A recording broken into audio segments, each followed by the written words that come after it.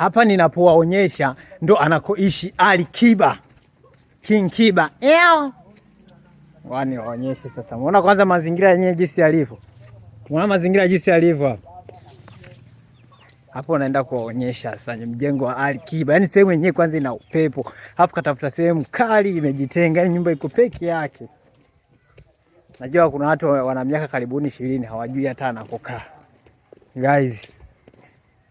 Ngoja niwaonyeshe chapu hapa.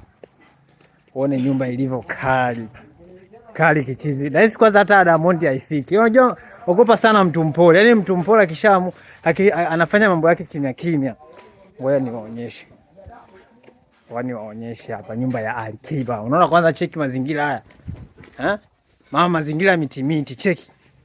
Ngoja niwaonyeshe hapo. Nipige kamera kwa mbali. Chap. Maana hapa si kuna migomba hapo, ukipita kwenye migomba ndo tayari naingia hapo. Chap.